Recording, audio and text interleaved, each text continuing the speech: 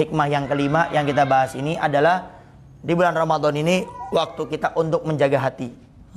Jaga kita punya hati. Jangan cuma kita menjaga dari membatalkan puasa, makan, minum, ya, tapi jaga hati kita tetap berpuasa kepada Allah Subhanahu wa taala. Jangan sebulan Ramadan menyombongkan kita punya diri karena saya punya ilmu, karena saya punya harta, saya punya nasab, saya punya pangkat, saya punya keahlian. Jaga kita punya hati di bulan Ramadan.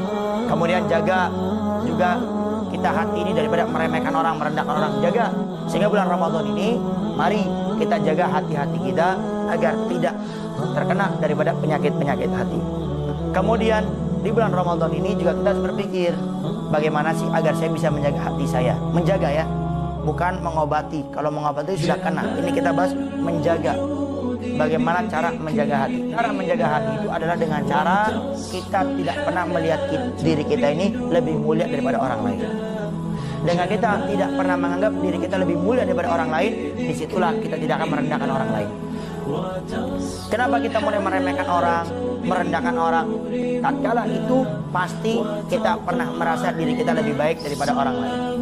Tatkala kita sudah merasa diri kita lebih baik daripada orang lain, tatkala kita merasa bahwasanya di dalam diri kita ini ada kebaikan yang kita miliki, yang orang lain tidak memilikinya itu, disitulah kita akan mulai meremehkan orang lain. Imam Ghazali radhiyallahu anhu pernah mengatakan, kenapa kita tidak boleh meremehkan orang lain? Karena kita tidak tahu bagaimana akhir kehidupan kita.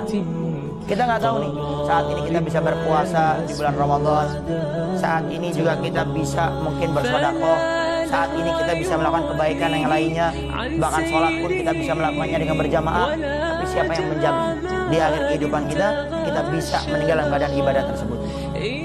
Siapa yang bisa menjamin bahwa di akhir kehidupan kita tidak bermaksiat kepada Allah Subhanahu wa taala?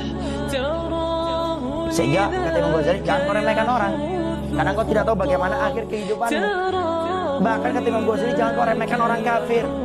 Orang yang saat ini tidak beriman kepada Allah, jangan kau remehkan. Kenapa? Mungkin saja dia yang saat ini kafir, tidak menyembah Allah Subhanahu wa taala, tidak melakukan ketaatan kepada Allah Subhanahu wa taala, tapi sebelum dia meninggal dunia, dia diberikan taufik hidayah oleh Allah Subhanahu wa taala. Dia masuk Islam. Kemudian sisa umur yang dia miliki, dia gunakan untuk beribadah kepada Allah Subhanahu wa taala.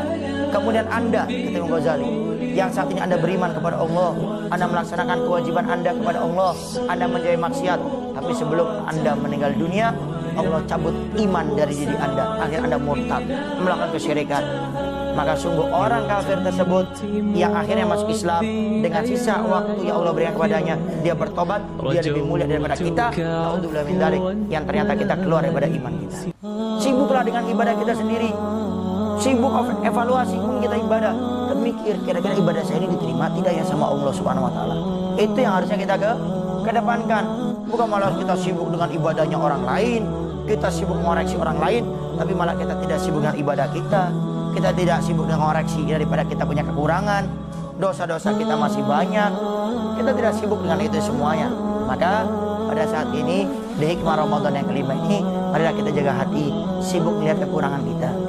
Allah itu kata para ulama, kenapa Allah menciptakan kita dua mata? Dikatakan mata yang pertama Allah ciptakan untuk apa? Melihat kelebihan orang lain, bukan melihat kekurangan orang lain. Orang mungkin punya kekurangan, hilangkan kekurangannya, cari kebaikannya, fokus dengan kebaikannya, gak usah pedulikan kekurangannya dia. Yang kedua, Allah ciptakan mata yang satunya lagi untuk apa? Untuk melihat aib kita, bukan untuk melihatnya aib orang lain. Ini kenapa diantara para ulama katakan hikmah Allah menciptakan kita dua mata. Yang pertama melihat kelebihan orang lain, bukan untuk melihat daripada kekurangan orang lain. Yang kedua, mata yang selanjutnya Allah ciptakan melihat aib kita, bukan untuk melihat aibnya orang